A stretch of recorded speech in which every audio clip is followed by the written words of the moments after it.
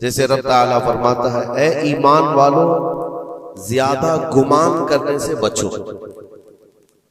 ए ईमान वालों ज्यादा गुमान करने से बचो। गुमान करना, कुछ भी सोचना किसी के भी मुतालिक, इसकी लिमिट्स हैं। और खास तौर पर मोमिनीन के लिए किस तरह से सोचे। ऐसा नहीं है कि तुम अपनी अकल के पर्दों को या अपने दिमाग के घोड़े को दौड़ाते रहो, जो चाहे मन में आए जिसके बारे में सब सोचते रहो। कुरान ने तो इस पर पाबंदी लगाई, ऐ ईमान वालों ज्यादा गुमान करने से बचो, वला तजस्ससु, और किसी की टोह में मत लगे रहो।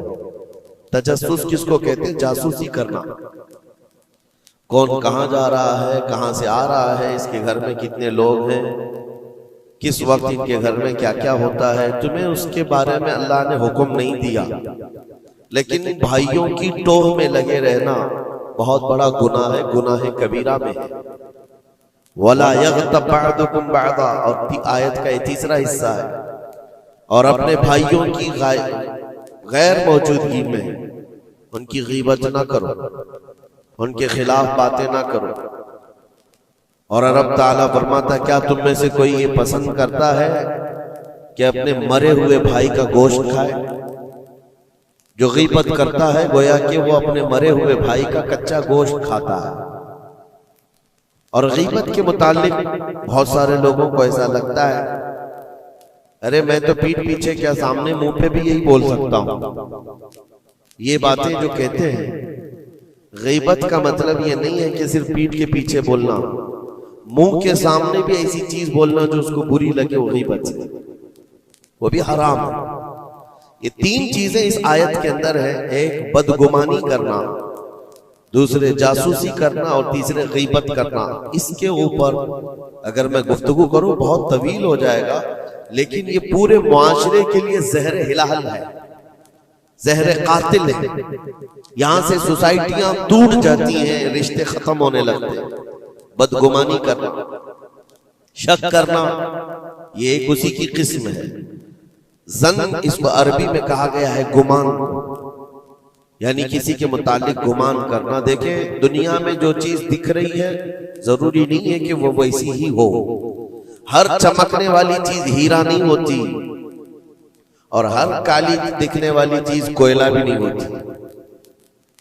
दोनों में बड़ा फर्क है। हकीकत कुछ और हो सकती है, लेकिन बगैर किसी तहकीक के या बगैर तुम्हें यकीन के गुमान कर लेना, ये तुम्हें बहुत बड़े गुनाह में ले जाएगा, बहुत बड़े गुनाह में।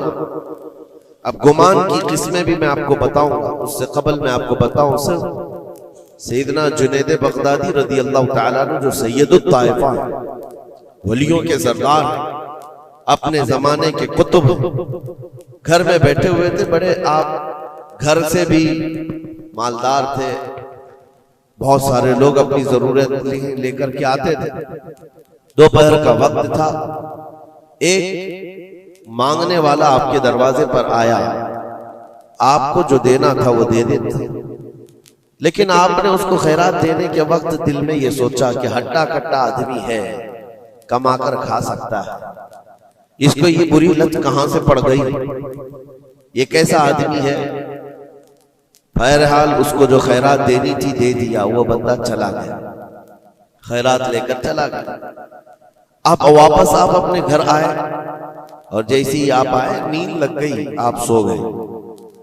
आपके सोने के बाद आपने ख्वाब देखा कि मैदान महशर कायम हो चुका है, हिसाब किताब हो रहा है, लोगों में नफसा नफसी का हाल है, फरिश्ते कुछ को पकड़ कर ले जा रहे हैं, कुछ का हिसाब कर रहे हैं। और जब हज़रत जुनैद बगदादी का नंबर आया तो दो फरिश्ते बहुत बड़ी थाल लेकर के आए, जिसमें कच्चा गोश्त था और खून टपक रहा था। जुनैद बगदादी से कहा गया कि ये लो, इसको खाओ। तो हज़रत जुनैद बगदादी ने कहा कि क्या मुझे नहीं जानते, मैं जुनैद, मैंने ऐसा कौन सा गुनाह किया कि मुझे इसकी सजा ये दी जा रही है। फरिश्तों ने कहा, ऐ जुनैद, क्या अपने मोमिन भाई के बारे में आज दिन में आपने बुरा गुमान नहीं किया? जो आपके दरवाजे पर आया उसके मुतालिक आपने बदगुमानी नहीं की? तो हज़रत जुनैद बगदादी रज़ियल्लाहु ताला अन्हु बिछक करके उठ गए, खौफ के मारे नींद खुल गई। और उसके बाद बेकरारी इतनी आई कि हाँ मैंने तो गुमान उसके मुतालिक गलत किया था। थोड़ा सा ऐसा भी नहीं है कि वो चोर है, डकैत है, डाकू है, ये भी नहीं, सिर्फ इतना सोचा था कि हट्टा कट्टा आदमी है, मांगता क्यों है। हज़रत जुनैद बगदादी अपने घर से निकले उस फकीर को ढूंढने के लिए कि जो मेरे घर आया था, और उसके बाद ढूंढते हुए उसके पास पहुंच गए। जा करके उससे माफी तलब की, कहा कि आज तू जो घर पर आया था मैंने तेरे मुतालिक ये गुमान किया था कि तू हट्टा कट्टा आदमी है और मांग कर खा रहा है। तो उसके बाद उस शख्स ने जो जवाब दिया वो हैरत में था। मेरे अजीजों, ना वो फकीर था, ना ही वो कोई कमजोर और मजबूर था, बल्कि अल्लाह के एक वली थे जो उनके इम्तिहान के लिए आए हुए थे। हज़रत जुनैद बगदादी रज़ियल्लाहु ताला अन्हु को उससे ज्यादा माल उन्होंने लौटाया और कहा, ऐ जुनैद, तेरे मकामात को अगर कोई चीज खत्म करती है तो मोमिनीन के मुतालिक बदगुमानी कर। अगर तू आज यहाँ ना आता तो तेरे मकामात रोक दिए जाते। आगे तुम न मारिफत और तरीकत के रास्ते पर बढ़ सकते, क्योंकि ये मर्ज है, ये बीमारी है। इस बीमारी ने तो हमारे मुआशरे को खराब किया हुआ है। बदगुमानी से बचो। यहां तक के लोगों ने बहुत जल्दी अपने दिमाग पर यकीन करके फैसले भी ले लिए हैं। आप मिसाल के तौर पर किसी घर से कोई निकल रहा है और आपने फौरन ये गुमान कर लिया कि ये इस घर में बदकारी करने के लिए गया था। आपकी नेगेटिविटी जो जहन में थी आपने गुमान किया और उस पर यकीन की मोहर भी लगा दी। ना उससे आपने जाकर पूछा कि कौन है, क्यों आया था। इसी तरह की एक और बात मैं आपको बताता हूं। हजरत शफीक बल्खी बड़े बुजुर्ग दरियाए दजला के किनारे आए, देखा कि एक मर्द, एक नौजवान है, औरत को गोद में सुलाया हुआ है दरिया के किनारे और शराब की बोतल हाथ में लिए बैठा है। इस तरह का माहौल तो बगदाद का नहीं था, पर्दे का माहौल था, इस्लामी माहौल था। लेकिन खुले आम कोई दरियाए दजला के किनारे इस तरह बैठे और वो भी औलिया की नजर पड़े तो उनके लिए तो बहुत हैरत की बात थी। हजरत शफीक बल्खी ने देखा, कहा, हाय अफसोस, जमाना कहां आ गया। लोग खुले आम औरतों को लेकर बाहर सोने में बाहर मजे करने लग गए और खुले आम अब शराब भी पी जाने लगी। शराब भी पी जा रही है, खुद भी पी रहा है, उस औरत को गोद में थोड़ा थोड़ा सा पिला भी रहा है। हजरत शफीक बल्खी ने कहा कि बहुत सख्त हालात हो गए बगदाद में, इतनी अय्याशियां मैं पहली मर्तबा देख रहा हूं। इसी असना में एक कश्ती दरियाए दजला में हिचकोले खाती हुई आ रही थी और उस कश्ती का बैलेंस बिगड़ा हुआ था, वो आगे बढ़ नहीं पा रही थी। इधर उधर करते करते अचानक वो कश्ती पलट गई, उसमें 10 लोग सवार थे, सबके सब दरिया में डूब गए।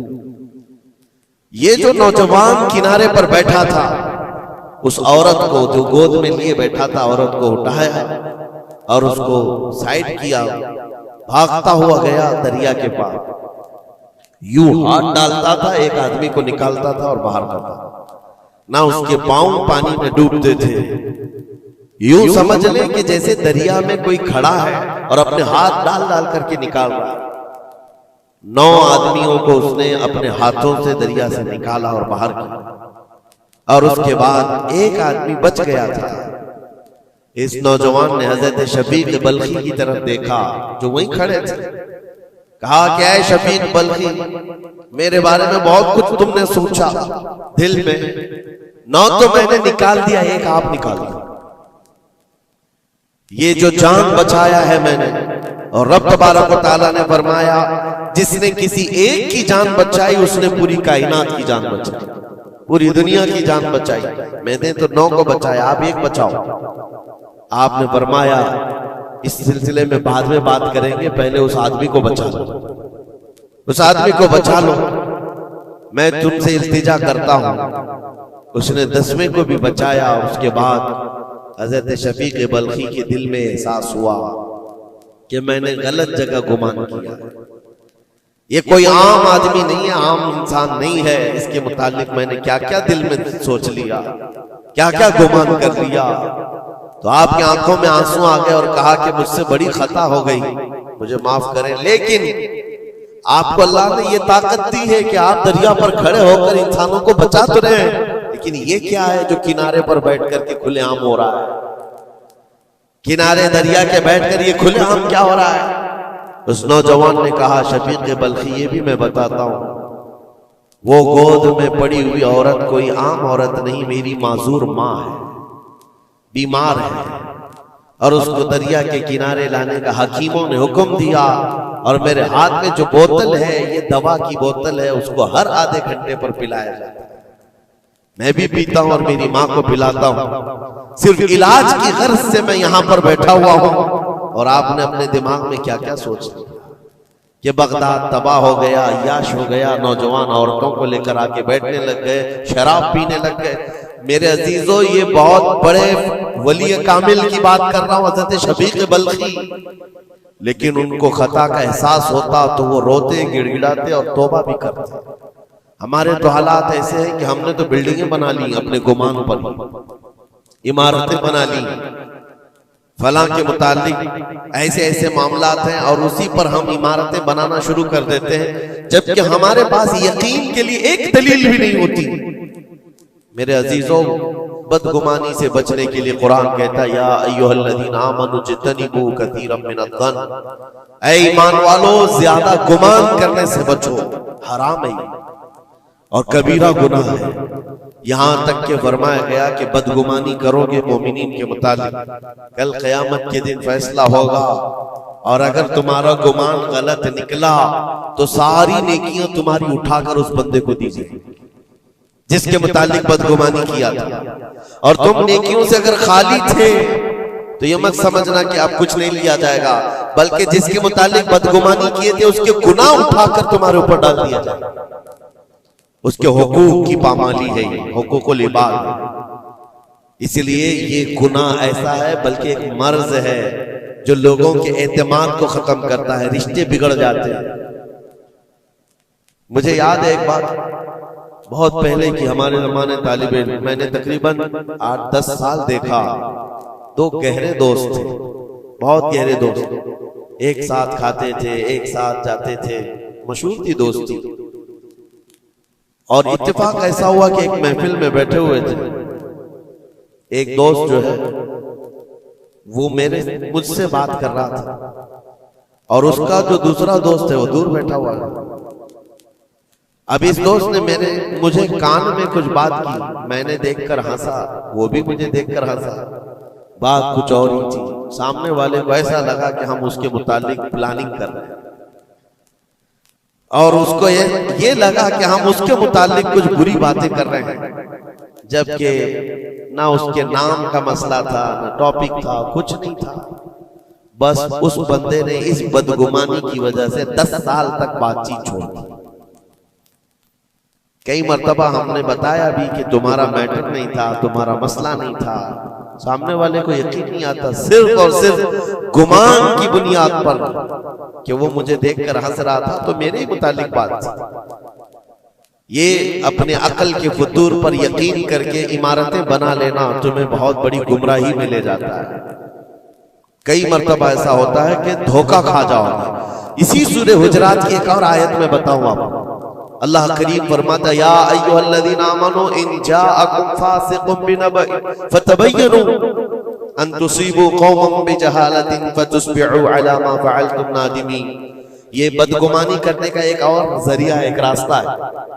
क्या है? अल्लाह फरमाता, जब तुम्हारे पास कोई फासिक आदमी खबर लेकर के आए तो उसकी तहकीक कर लो।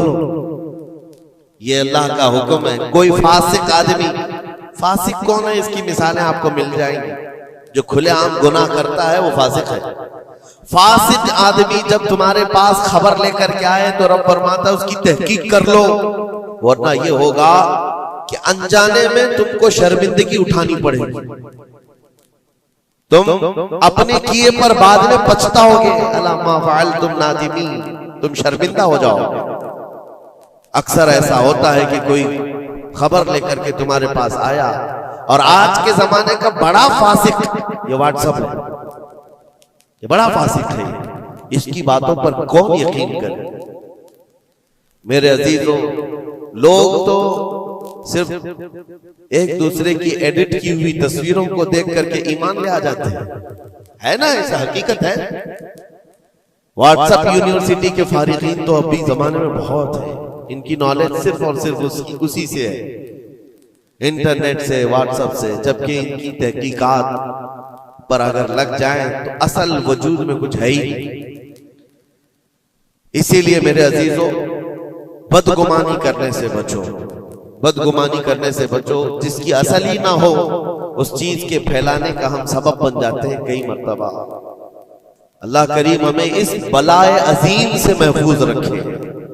मुझे एक बात याद आती है, मैंने पढ़ा था ट्रेन में एक आदमी सफर कर रहा है और उसके साथ 3 बच्चे हैं। बड़े बेटे की उम्र 7 साल की, दूसरे बेटे की उम्र 5 साल की, तीसरे की 3 साल की। छोटे बच्चे 7, 5 और 3 साल की उम्र के बच्चे हैं। अब वो बंदा जब ट्रेन में सफर कर रहा हो 3 बच्चों को लेकर के, और जब बैठा हुआ है ट्रेन में, कोई बड़ा उधर से कूदता है, कोई इधर से उछलता है। ये तीनों उछल कूद ऐसी मचाए हुए हैं कि इस मुसाफिर का आराम और सुकून गारत हो गया है। थोड़ी देर तो कोई बर्दाश्त कर लेगा, और उसके बाद मुसाफिर देख रहे हैं दूसरे। बड़ा मसला तो ये है कि उछल कूद तो बच्चे कर रहे हैं, बाप एक जुमला भी उनको मना नहीं कर रहा। ना बड़े से कहता है कि बैठ जा, ना छोटे को संभालता है। उछल कूद कर रहे हैं और ये खामोशी से बैठा हुआ है कोने में। सामने के पैसेंजर देखते रहे और कहा कि कितना बेगैरत आदमी है, बच्चों को ऐसे खुलेआम छोड़ा हुआ है, बैलों की तरह नाच रहे हैं। अब कानाफूसी भी शुरू हो गई। थोड़ी देर के बाद जब ये ज्यादा हो गया तो लावा फट ही जाता है लोगों का। कोई किसी की गोद में कूद पड़ रहा है, कोई उछल कूद करते हुए बच्चा किसी के यहाँ लटक जा रहा है। ये 1 घंटा तमाशा हुआ तो उसके बाद लोगों के सब्र का दामन छूट गया, बोलना शुरू कर दिया। और सबने मिलकर के जब उसको कोसना शुरू किया, भाई साहब आपके बच्चे हैं? उसने कहा मेरे बच्चे हैं। कहा कुछ तो तमीज सिखाओ, सफर के आदाब तो बताओ। कोई वहां से कूद रहा है, कोई यहां से कूद रहा है, सारे लोगों का आराम गारत करके रखा है इन बच्चों ने। आप बाप हैं, आपको तमीज नहीं आती, आपको तरबियत का अंदाज नहीं मालूम। सबकी डांट डपट सुनता रहा और उसके बाद थोड़ी देर के बाद फुर्राई हुई आवाज निकली, उसकी दर्द भरी आवाज निकली। कहा मैं इनको तरबियत अच्छी तरह से देता हूं, तमीज भी है सब, लेकिन मसला यह है कि आज ही सुबह इनकी माँ मेरी बीवी का घर में इंतकाल हो चुका है। वो मैके गई हुई थी, ये बच्चे मेरे पास थे। मुझे सुबह खबर आई है इनकी माँ का अचानक दौरा पड़ने से इंतकाल हो चुका। मैंने अभी तक इन बच्चों को बताया नहीं कि इनकी माँ का इंतकाल हुआ।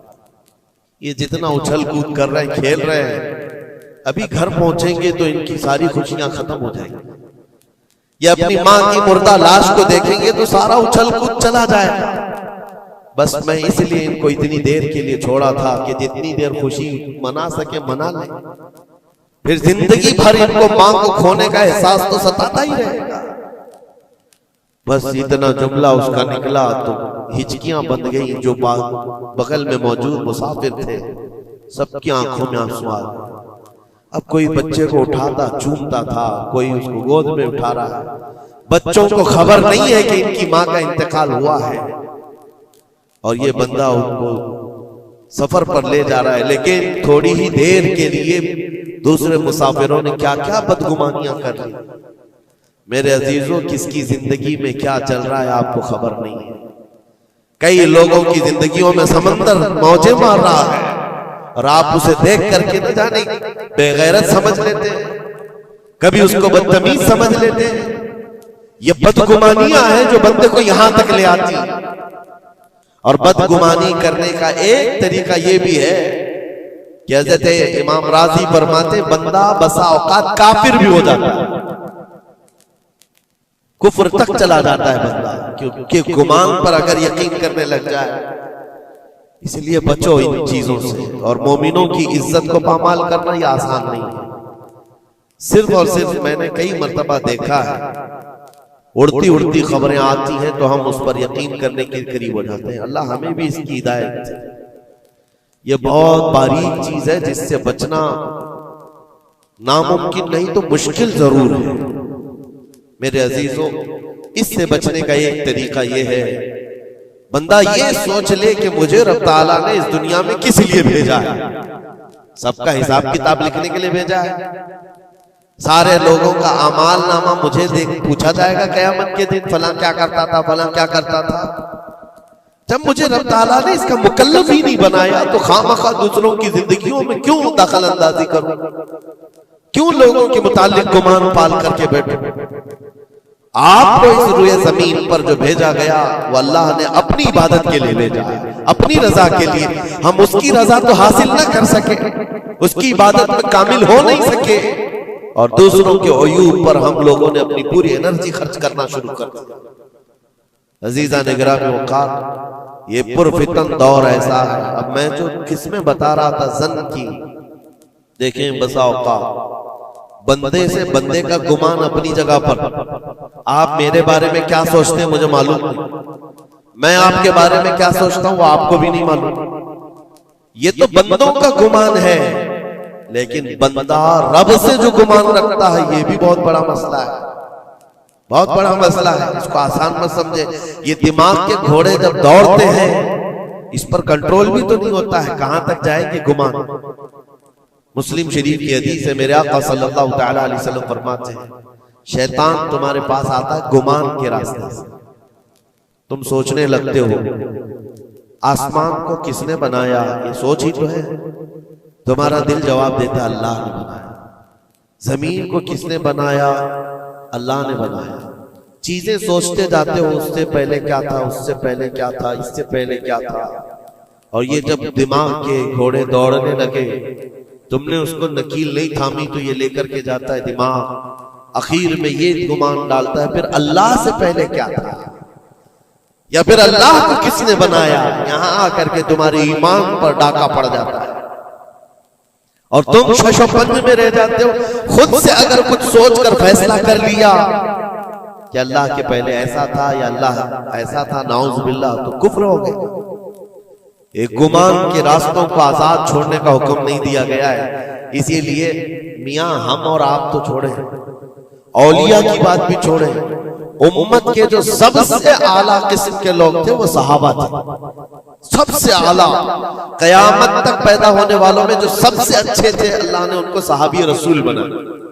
सहाबा इकराम बात कर रहे थे आपस में, किस मसले में, तकदीर के बारे में, तकदीर के मुतालिक बात करें। तकदीर के बहुत सारे मसले इसमें दिमाग की गिरें ऐसी आजाद हो जाती है, बंदा सोचने लग जाता है। तकदीर क्या है? जो कुछ भी दुनिया में होने वाला है अल्लाह ताला ने उसको पहले से लिख दिया है। ये यकीन है कि नहीं आपका तकदीर? और तकदीर का इनकार करने वाला काफिर है। यानी जो कुछ अच्छाई या बुराई जिंदगी में हो रही है अल्लाह ने इसको पहले से लौहे महफूज में लिखा, ये तकदीर है। अब बंदा यहां सोचने लगता है अगर पहले से लिखा हुआ था तो मुझे तो वही करना है जो वहां लिखा हुआ है, इसमें मेरा क्या कसूर है। गुनाह करता है उसके बाद बोलने लगता है तो पहले से लिखा हुआ था। कुछ भी करेगा और उसके बाद ये गुमान करने लगेगा कि वहां तो लिखा हुआ था, मैं ऐसा कर रहा हूं। तकदीर के मसले ऐसे हैं कि बाज लोग सवाल करने लग जाते हैं कि मियां अगर अल्लाह ने पहले से लिखा है तो फिर बंदे का क्या कसूर है इसमें जो गुनाह कर रहा है, और अगर पहले से लिखा हुआ नहीं है तो फिर तकदीर नहीं है। इन मसाइल में गुफ्तगू करते करते, गुमान करते करते बंदा कुफ्र तक पहुंच जाता है। कुछ फिरके भी बन गए इसी बात, जबरिया, कदरिया। अब मैं यहां पर इसलिए ये बात कर रहा हूं, नबी करीम सल्लल्लाहु तआला अलैहि वसल्लम ने सहाबा को मना कर दिया कि इस मसले में गुफ्तगू ज्यादा ना करो, तो आम लोग तो छोड़े। अब जन की किस्में मैं बता रहा हूं, गुमान की वो 4 किस्में बताई गई। इमाम अबू बकर जस्सास राजी रहमतुल्लाह अलैह ने 4 किस्में इसकी बयान की। पहला गुमान हराम है, दूसरा गुमान वाजिब है, तीसरा गुमान मुस्तहब है, और चौथा गुमान यानी ना उसके ऊपर गुनाह मुबाह है। उसकी किस्में हैं जिसमें से पहला गुमान जो हराम है, और एक गुमान को तो उन्होंने कुफ्र भी कहा। पहला गुमान हराम, ये सोचता रह जाए सिर्फ अल्लाह के मुतालिक है ये सारे गुमान कि मैं गुनहगार हूं और अल्लाह मुझे सजा देकर ही रहेगा, अल्लाह मुझे अजाब ही देगा, ये सोचता रहे सिर्फ और सिर्फ। तो इमाम अबू बकर जस्सास राजी फरमाते ये गुमान हराम है। रब कहार जरूर है, रब जब्बार जरूर है, लेकिन गफ्फार भी है और सत्तार भी। तुमने अगर सिर्फ यही गुमान किया कि मुझे सजा देगा, मुझे सजा देगा, तो ये गुमान हराम है। इस पर मुझे आला हज़रत फाजिल बरेलवी रहमतुल्लाह तआला अलैह की बात याद आती है।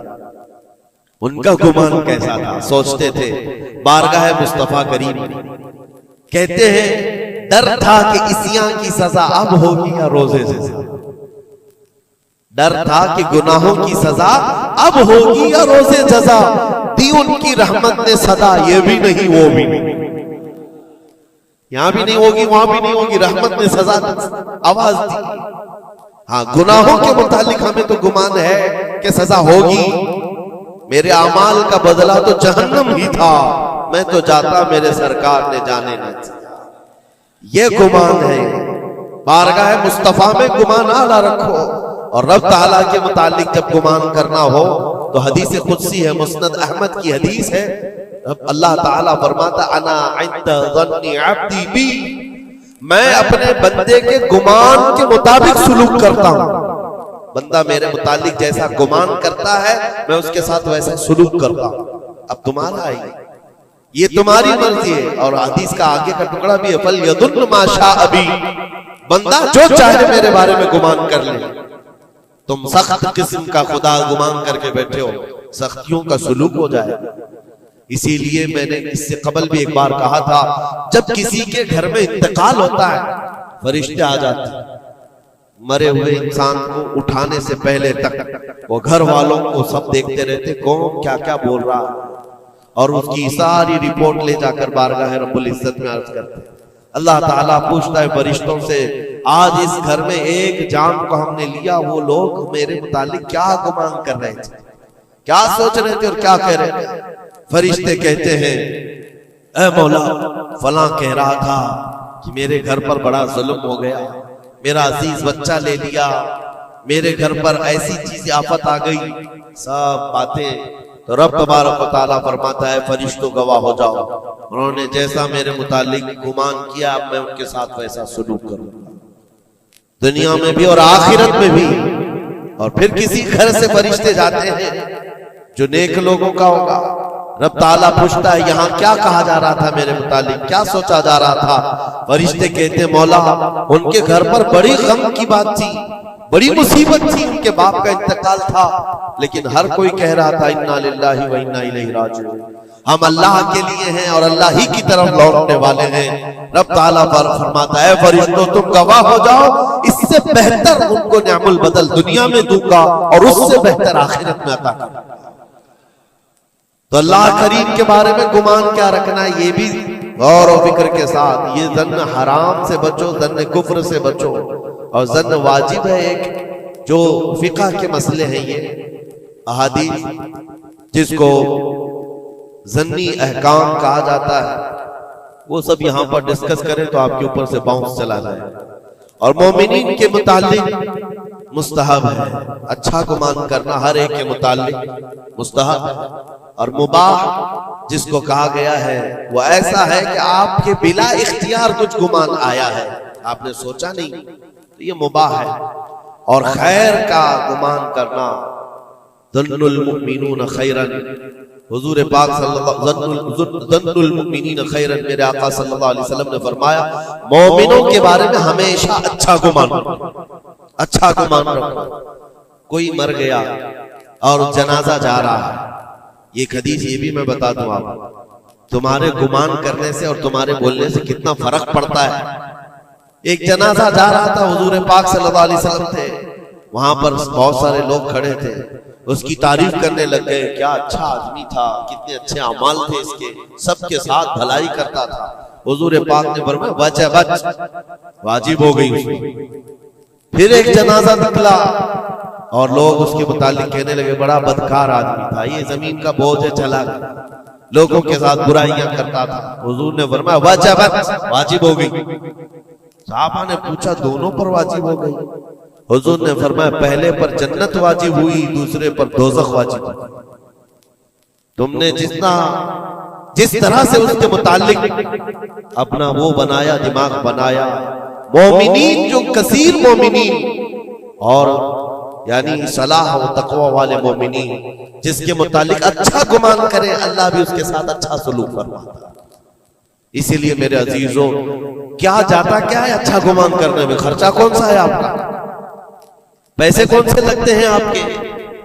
जो कब्रस्तानों में सोए हुए उनके बारे में अच्छा गुमान करो कि जो कुछ भी थे अनजाने में उनसे खताएं हुई होंगी, लेकिन वो रब ताला की रहमत से मायूस नहीं थे, मौला उन्हें माफ करेगा। ये इतना गुमान करने में तुम्हारा क्या जा रहा है? आज के इस पुरफितन दौर में ऐसे बदमाश किस्म के और ऐसे फित्तीन लोग भी आए हुए हैं जो तुम्हें औलिया से भी बदगुमान कर रहे हैं, सहाबा से भी बदगुमान कर रहे हैं। आज देखते नहीं सोशल मीडिया पर कोई हजरत अमीर मुआविया पे भौंक रहा है, कोई खारजी कुत्ता मौला अली पे भौंक रहा, कोई सैयदा फातिमा तो जहरा हसनैन करीमैन के बारे में बात करने लग गया है। ना तुम्हारा जमाना है, ना तुमने उनको देखा है, सिर्फ उड़ती हुई खबरें आई तो तुमने यहां से गुमान बना लिया, फला बागी था, फला हद से ज्यादा करने वाला था। नाउजुबिल्लाह, ये सहाबा के बारे में बातें हो रही है, औलिया इकराम के बारे में धड़ल्ले से बात की जाती है। वो ऐसे थे, उन्होंने ऐसा किया, इन्होंने वैसा किया। माज़अल्लाह, जिस वक्त तुम्हारी पकड़ होगी तुम्हें दलील देनी पड़ेगी। कहा जाएगा हाथू बुरहानकुम इन कुंतुम सादिकीन, अगर तुम सच्चे हो तो दलील लाओ, जो कुछ तुमने सोचा ये बंदा वैसा था साबित करो। साबित कर सकोगे? साहबे मामला तब कभी तुमसे मिला ही नहीं, तुमने पहाड़ बना रखा है। अपनी नेकियों को गारत करने से बचाएं। फिर कुरान की आयत पढ़ता हूं, ए ईमान वालों कसीर गुमान करने से बचो। इसके दो हिस्सों पर तो मैंने बात ही नहीं किया, वला तजस्ससू, जासूसी मत करो। ये जो टिप्पर बने हुए घूमते हैं, मोमिनीन की खबरें पुलिस वालों को देना, हुकूमत के अहदेदारों को पहुंचाना, इसको तो आज समझते पेशा है। ये 500 की नोट मिलती होगी, उसकी मिसाल ऐसी है, किसी कुत्ते को हड्डी डाली जा रही है और वो उनके पीछे तुम हिलाते हुए भाग रहा हो। तुम्हें पता भी है कितना बड़ा गुनाह है ये, कितना बड़ा गुनाह है। अरे तुम है, लानत है ऐसी जिंदगियों पर। तुमको जिंदगी इसलिए मिली कि तुम मोमिनीन की और मुसलमानों की खबरगिरी करो और यहाँ की जासूसी ले जाकर कुफ्फार को दो। कल कयामत के दिन क्या जवाब दोगे रब ताला के बारे में? रब तबारक व तआला के उन बंदों के मुतालिक जो उसे अल्लाह पुकारते हैं, तुम इनकी खबरें ले जाकर उन कुफ्फार और मुशरिकीन को देना चाहते हो जो हमारी जान के प्यासे हैं। मुसलमानों में से अगर कोई है तो बाज आ जाए, तौबा कर। इतना खतरनाक गुनाह है कि मरने के बाद कब्र में उसका चेहरा किबले से बदल दिया जाए। कब किबला से बदल दिया जाएगा उसका चेहरा, उसको किबले की तरफ रखने नहीं दिया जाएगा। अजीजा ने गिरामी औकात, अल्लाह करीम ऐसी बुरी नौबतों से हमें महफूज फरमाए, ऐसी बुरी ड्यूटी से अल्लाह महफूज फरमाए। करीम खुदा रहमान राहिमीन की बारगाह में दुआ है कि हमें हमारी अक्ल पर कंट्रोल की तौफीक दे और हमें मोमिनीन के मुतालिक हुस्न ज़न की तौफीक अता फरमाए। बदगुमानी से किए हुए गुनाहों से मौला हमको माफ फरमाए। रब तबारक व तआला हमारी गुमान से मोमिनीन का किसी का दिल दुखा हो, हम तेरे बारगाह में सच्ची तौबा करते हैं, मौला हमें माफ फरमा दे। वसल्लल्लाहु तआला अला खैरि खल्क़ि मुहम्मद व आलिहि व अस्हाबिहि अजमईन बिरहमतिक।